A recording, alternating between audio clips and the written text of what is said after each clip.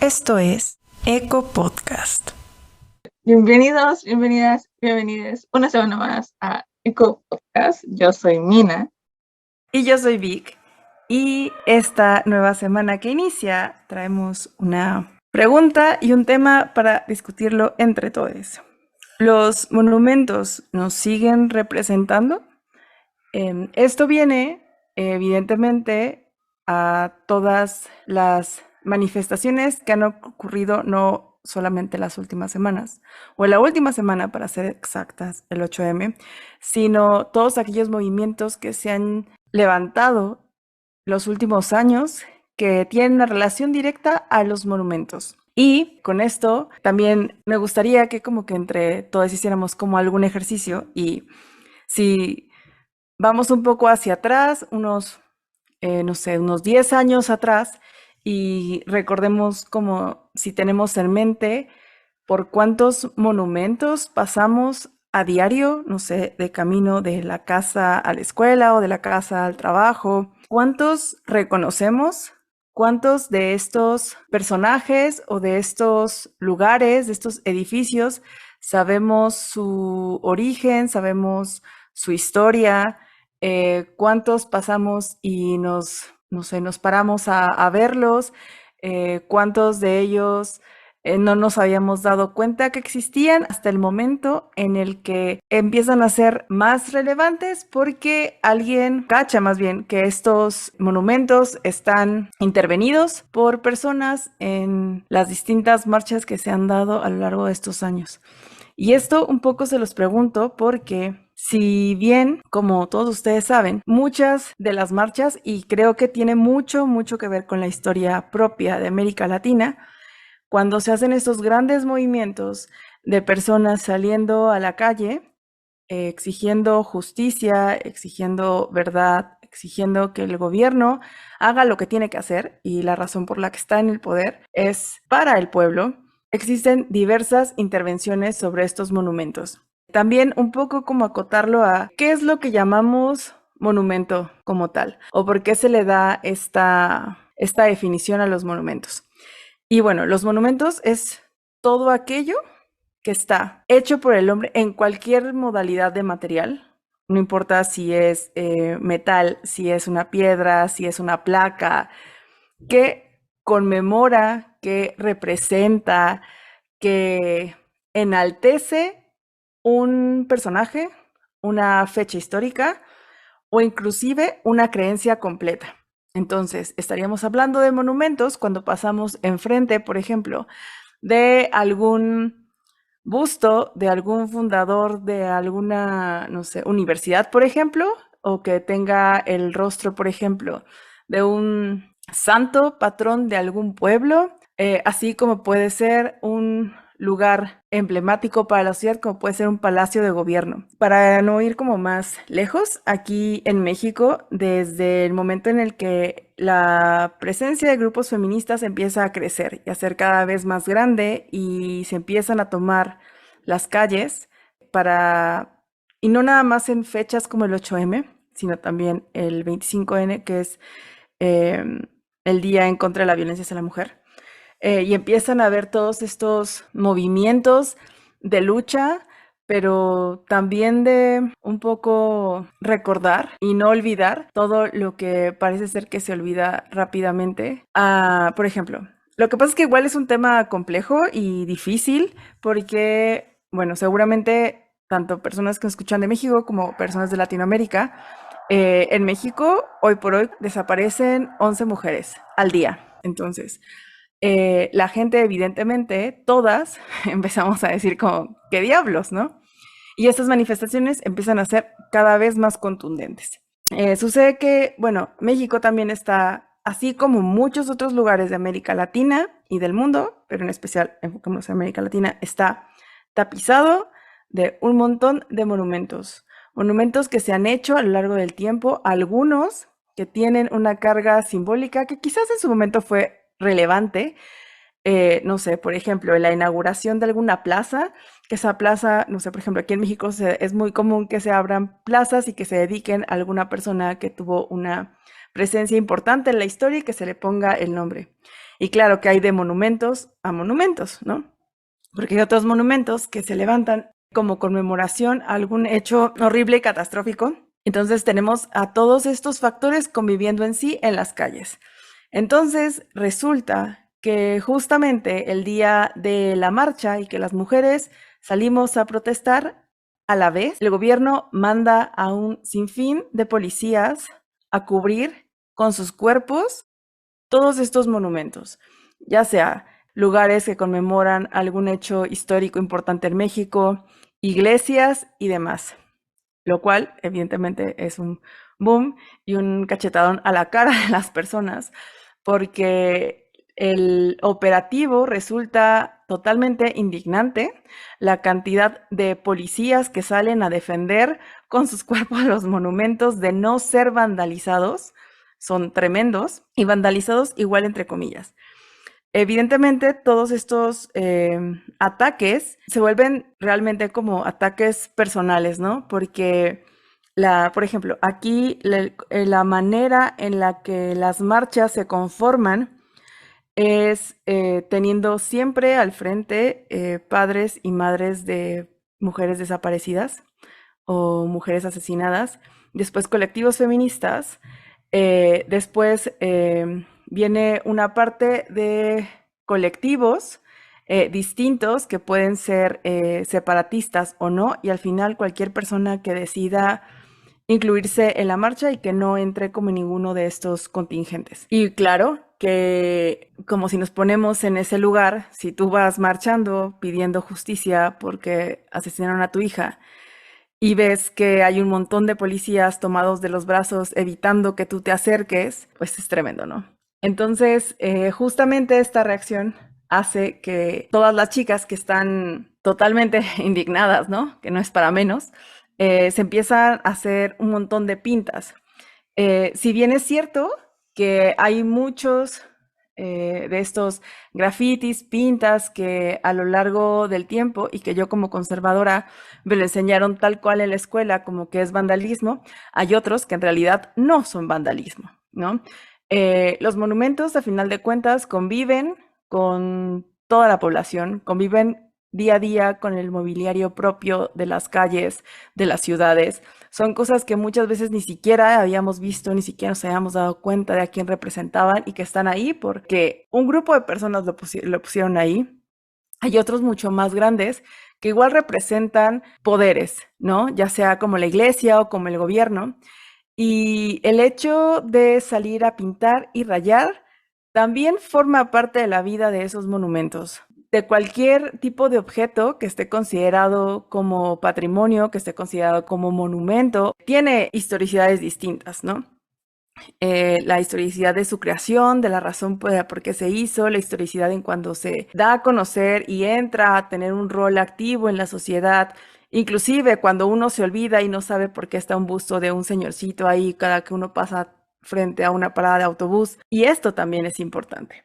Entonces, como que igual personalmente, desde mi punto de vista como conservadora y como alguien que trabaja a favor del patrimonio, considero como que es sumamente indignante que las personas de igual forma se indignen porque las mujeres salen a poner los nombres de las asesinadas, de las desaparecidas sobre piedras, sobre metales, sobre fachadas y que lo único que importe es que no se raye. Aquí acaba de ocurrir algo que justamente el 8M, en muchos estados de la República Mexicana hubo grupos de personas que se pararon a agarrarse de las manos afuera de los edificios de gobierno, afuera de las catedrales, a rezar y a pedirle a Dios que por favor cubriera, y literal, o sea, hay videos de eso, que cubriera con su manto todo esto para que las locas feministas no los pintaran. Entonces, eso evidentemente da mucho en qué pensar, mucho como contexto y mucho también como para preguntarnos justamente esto, ¿de verdad estos monumentos como los conocemos ahora nos siguen representando? Es verdad que son tan, pero tan importantes para la historia de un lugar, más importantes aún que todo lo que ocurre en el día a día. Y no, la verdad es que este tema yo lo quería tocar contigo específicamente porque creo que es muy conocido todo lo que pasa en México, de las vallas. Yo no había visto esto de que me comentabas tú, de que la gente eh, había ido a rezar y a proteger los lugares. Yo la verdad, personalmente, por mi salud mental, me desconecté un poco de las protestas del 8M y esos días en general de redes sociales, porque es bastante fuerte lo que pasa. De hecho, yo no marché, entonces me desconecté un poco, pero lo que sí vi es que vi que hubo gente, no recuerdo si de México específicamente, pero que eran como grupos de hombres, por lo que vi, que se juntaron y se coordinaron para limpiar la ciudad de estas locas feministas que habían rayado. Y es como, para esto te organizan, ¿verdad? No sé si, o sea, yo la verdad no, cada año hay estas como proyectos como de limpia. Aquí en México pasa, o sea, pasa mucho, pero la realidad es que lo suelen hacer como días después de las pintas, porque en el momento, la verdad es que cada año se llena más y más y más y más. Y también aquí creo que es importante justo lo que comentas. Espero que todas las mujeres que nos están escuchando, si este 8M no se pudo salir a marchar, si la mejor forma de cuidarse fue quedarse en casa, fue hacer una cosa distinta, fue seguirla como podían por las razones que hayan sido, desde sus teléfonos, desde las computadoras, estando monitoreando amigas, la forma que ustedes tuvieran para cuidarse es completamente válida, porque es una fecha sumamente difícil, es una fecha súper compleja. A mí en lo personal es una de las fechas más difíciles del año y como que igual siempre, yo lo platicaba justamente con una amiga que me decía que ella se sentía muy emocionada y que le llenaba como de energía ver a todas las chicas haciendo las pancartas y preparándose para marchar y haciendo como recomendaciones de no te olvides de llevar protector solar y lleva agüita y cosas así, pero a la vez pensar en todo lo que venía después de marchar, sin contar de por sí la marcha era súper drenante, ¿no? Con todo esto. Así que yo espero que todas sepan que hacemos lo mejor que podemos con eso y que si este año por cualquier razón no se pudo, podrán hacerlo el siguiente. Y que yo espero que, sé que las cosas no van a cambiar así de rápido, porque yo espero que el siguiente sea completamente distinto y ya no tengamos que marchar y gritar por las que no están, ¿no? Ojalá sea así. Sí, no, amén, hermana. De hecho, aquí mi confesión, yo nunca he marchado un 8M en todos los años que llevo siendo activista por diversos motivos. Entonces, de verdad, replico todo lo que dijo Vic. em, no se puede, a veces sí, a veces no, y también hay que ser comprensivas con nosotras mismas. Y bueno, rescatando y volviendo un poco al tema, pero igual creo que fue una muy buena votación, es de que, por ejemplo, aquí en Chile, si bien no se protegen de esa forma los monumentos, sí hubo un momento como crítico y tenso durante el estallido social que lo comentamos cuando hablamos del derecho a la belleza, y es que, bueno, pasó también cuando fue lo de George Floyd, y hubo un momento como el del 2019, antes de que explotara la pandemia, donde había protestas como en muchas partes del mundo y muchas de ellas terminaban en derribar estatuas. Aquí pasó, que de hecho a mí me encanta esto porque aquí en Concepción hay una plaza que se llama Plaza Independencia y está la estatua de Lautaro o Lestraro, que era un joven indígena mapuche. De hecho, él fue como secuestrado y fue criado por los españoles. La cosa es de que él terminó aprendiendo como estrategia y era muy inteligente, y la cosa es que cuando fue mayor, eh, vuelve con su pueblo y se convierte en uno de los mejores estrategas de combate en la historia de Chile. Y de hecho, un contemporáneo de él fue el conquistador Pedro de Valdivia. Y bueno, como quien no quiere la cosa, Valdivia termina siendo asesinado por Lautaro y sus tropas, los mapuches. De hecho lo decapitan, se toman su sangre. No, y esto es real, porque, bueno, es una creencia de que eso es tomarse su fuerza, etc. La cosa es de que no sé a quién se le ocurrió, fue que poner en una esquina la estatua de Lautaro y en otra esquina de la plaza una estatua de Pedro de Valdivia. No sé a quién se le ocurrió. Pero para el estallido social, con todo lo que iba pasando, eh, se derriba esa estatua. Esto fue para el aniversario del asesinato de un activista mapuche. Y a mí me encanta esa historia porque, de hecho, después ocuparon como la estatua, el cuerpo de la estatua, para una barricada. No, a mí me pareció hermoso. Eh, la cosa es de que a mí me parece justicia poética, porque 500 años después, bueno, 400 años después, Lautaro volvió a ser el último en quedar en pie. A mí me parece justicia poética, no sé qué quieres que te diga. Y ese fue un gran tema de discusión, porque era como, oh, y hasta el día de hoy se dice hoy que si la municipalidad o el gobierno va a invertir en volver a poner esa estatua, porque se le perdió el rastro. No se sabe si alguien se la llevó, o quizás los mismos municipios o la policía se lo llevó después de que acabaron la protesta.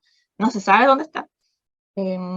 También en otras partes del país, porque Pedro de Valdivia fue uno de los conquistadores que llegó a Chile, y de hecho hay una ciudad en su honor, y hay un río nombrado en su honor, y eventualmente en uno de esos días también eh, quitaron un busto suyo y lo quitaron en Valdivia, tiraron un busto de Pedro de Valdivia al río de Valdivia. Es que para mí es pura justicia poética. Es como estas maravillosas ironías de la historia. Y la verdad es que mucha gente se queja porque es como la colonia y la conquista pasó hace millones, pero pasó hace muchísimo tiempo, ya no importa. Es que no se importa, porque al final del día, viendo las estadísticas, primero que todo, la mayoría de las estatuas y monumentos son dirigidos a hombres blancos heterosexuales. Eh, y que, por ejemplo, en el caso de aquí, yo creo que es como que estén en América, especialmente en Latinoamérica, estatuas de colonizadores, es como sumamente irrespetuoso. Entonces, obviamente, las vamos a querer tirar abajo, porque no nos representan, y de hecho pasó en el norte de Chile, derribaron una estatua, no recuerdo de quién era, y pusieron la misma gente, la misma comunidad de ahí, puso se armó como una estatua de una mujer indígena, como con cartones, con todo, eh, y, y fue bien bonito, y me parece de que ahora como que arreglaron con la municipalidad y se volvió como una estatua así de real, em, ya no de cartón o hecha de rápida, sino que el pueblo logró eh, alzar también y que eso se quedara, me parece maravilloso. Eh, bueno, también pasó en otras partes, y es que de nuevo, por ejemplo, también en Estados Unidos hay estatuas de soldados confederados, y eso era un gran tema de discusión en los estados del sur, que, bueno, guerra civil, al final es soldado de esclavistas, y es todo un tema, sacarlas, no sacarlas. Yo creo de que primero hay una deuda histórica, porque literal hay un puñado de monumentos y de estatuas hechas por y para mujeres, de mujeres, son poquísimas, y hay un montón de mujeres que han sido importantes en la historia, pero también de nuevo es como que son para representar el relato hegemónico de lo mismo, de la conquista. También de repente se rayan mucho, no sé, estos de hombres que abusaron de su poder, por ejemplo. Hay una estatua de Pinochet incluso, o una roca en su honor, no recuerdo, pero hay un monumento, y es como, como el contexto, si el contexto ya no va, que se saque, si la gente lo quiere sacar, que se saque. Siento que es el derribar estatuas o monumentos, es al gobierno lo mismo que decir que el lenguaje inclusivo a la RAE. Es como, hermano, no da más, no lo queremos, ¿por qué te resistes? Exacto, y es que además, eso que dijiste es como súper, súper importante. Justo, ¿no? El lenguaje construye realidades y el lenguaje está para ser utilizado a nuestro favor, como a nosotros nos sirva, no a como alguien te dicte que debes de hacerlo. Y lo mismo los monumentos, o sea, como que, no sé, hay una frase que aquí se usa mucho, justamente porque acá en México nos enseñaron todo el tiempo, ¿no? A que la derrota de los pueblos indígenas, ¿no? La caída del gran imperio de Tenochtitlan y cosas así, ¿no? Entonces siempre como desde un punto de vista de los vencidos, ¿no? Porque, claro, la historia o parte de la historia siempre, la gran parte de la historia siempre suele ser contada desde quien teóricamente gana, ¿no? Entonces, la verdad es que hay cosas que quizás hace 400 años las personas veían como totalmente normal y tener justo años después una estatua que conmemorara justo esto, como lo de Cristóbal Colón o quizás alguna otra persona parecía muy normal y no lo es. Y claro que creo que justamente la construcción actual, la construcción histórica y lo que se está viviendo hoy en día es tan relevante como en su momento lo fue ponerlo para las personas que estaban ahí.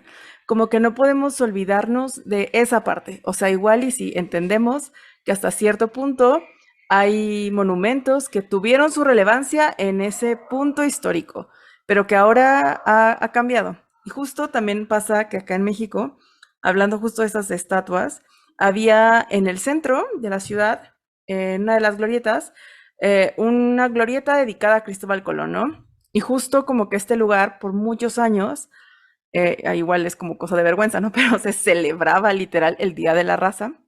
Entonces, justamente con todo esto de las mujeres desaparecidas, mujeres van, tiran el monumento y crean glorieta a las mujeres que luchan. Y hacen literal la figura de una mujer, la ponen y abajo se encargan de pintar los nombres de absolutamente todas las desaparecidas. Evidentemente el gobierno se quedó así como no puede ser, pero se están quitando a Cristóbal Colón, ¿qué les pasa?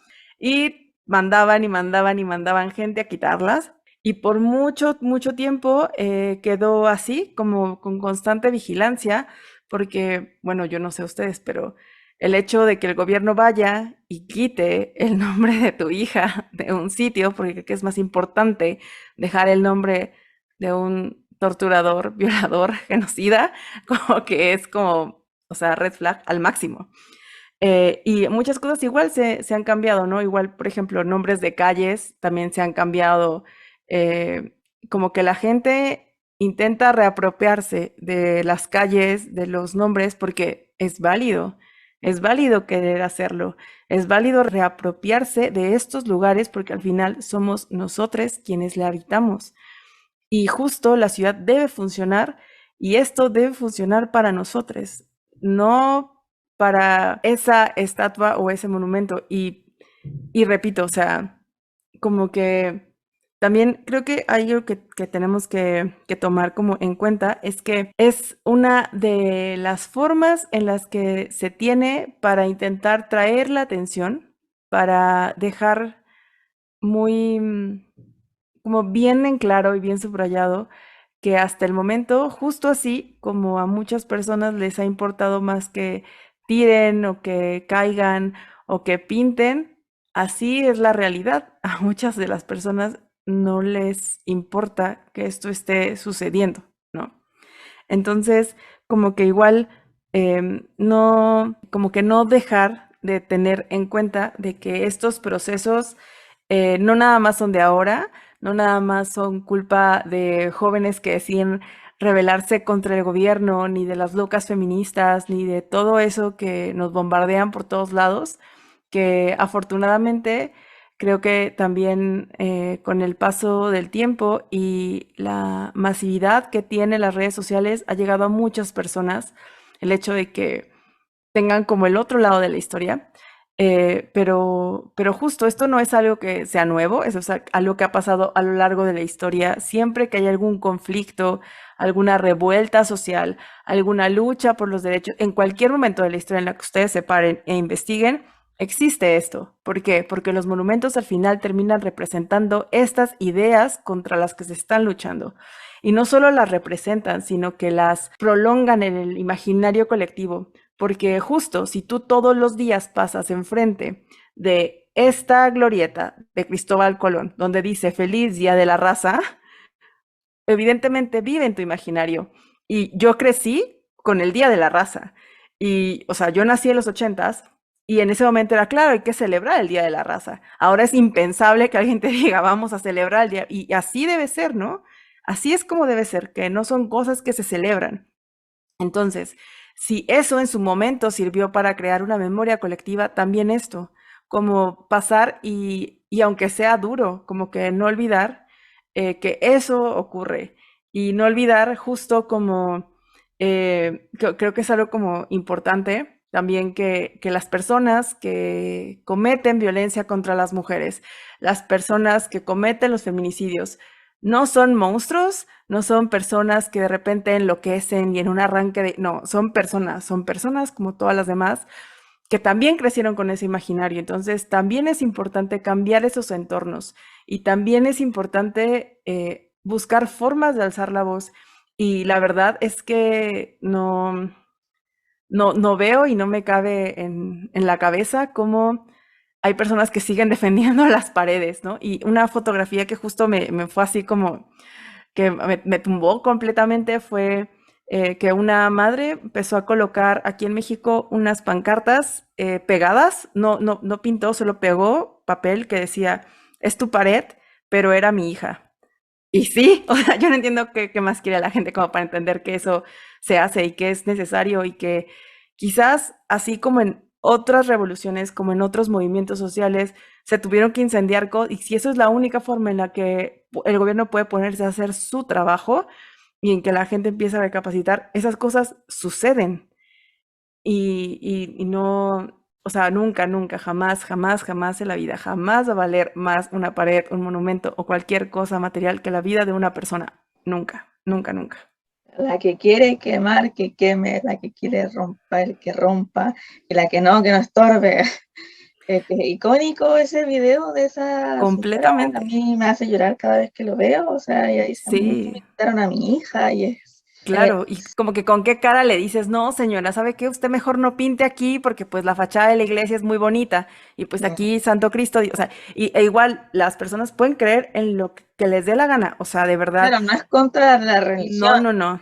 o sea, No, no, no, para nada. Pero es porque de verdad, o sea, igual esas mismas personas, eh, no sé, como justo parte de la lucha feminista, ¿no? Las personas que iban de iglesias a rezar afuera de las clínicas, aquí pasó mucho en México, que hay varias clínicas de interrupción del embarazo, y la gente iba y rezaba y pedía por las almas de los niños, iban manchados en sangre y así.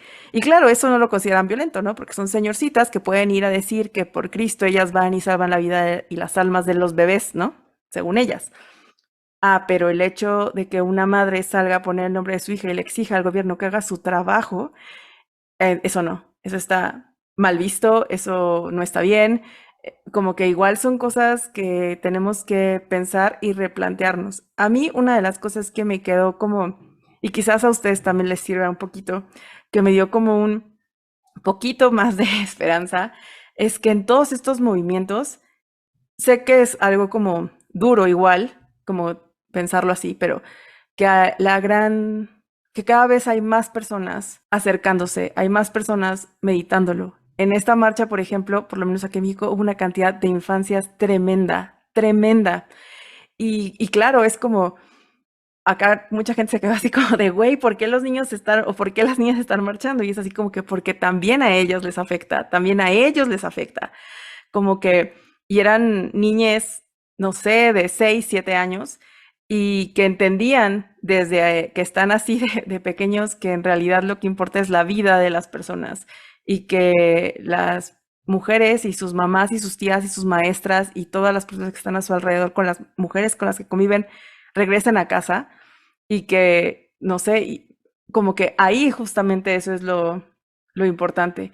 Y a mí, por lo menos, a pesar de que también es una fecha súper difícil y yo me la paso llorando todos los 8M, como que eso da un poquito de esperanza de que por lo menos viene un montón de personas de otras generaciones que vienen con, justamente porque se está haciendo este cambio y se está reapropiando de los espacios y se está usando para crear nuevas realidades que ellos están creciendo sabiendo que eso es posible. Sí, absolutamente. O sea, yo creo de que en este es un como muy buen,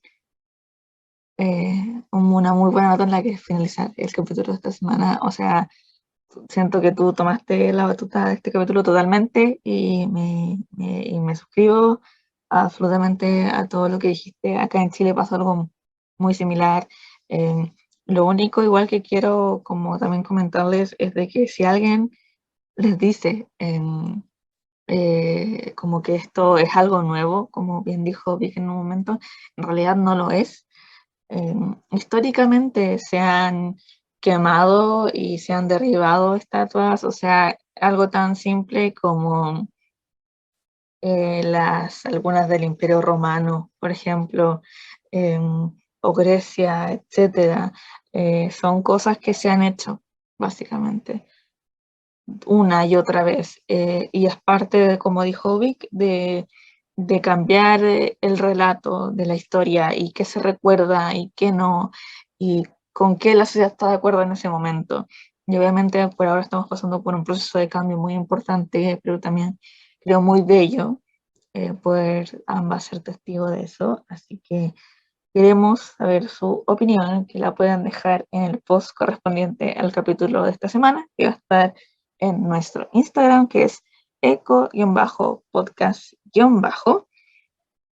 Y ahí nos pueden comentar qué opinan ustedes, si han derribado alguna de estatuas en su ciudad, o cómo es el tema de los rayados, quizás pasa, quizás no pasa. Ahí nos pueden ir comentando sus opiniones, etcétera. Pero por ahora nosotras dejamos la conversación hasta aquí. Pero como siempre, espero que tú, Vic, tengas una muy buena semana y ustedes también. Adiós. Adiós. Esto fue Eco Podcast.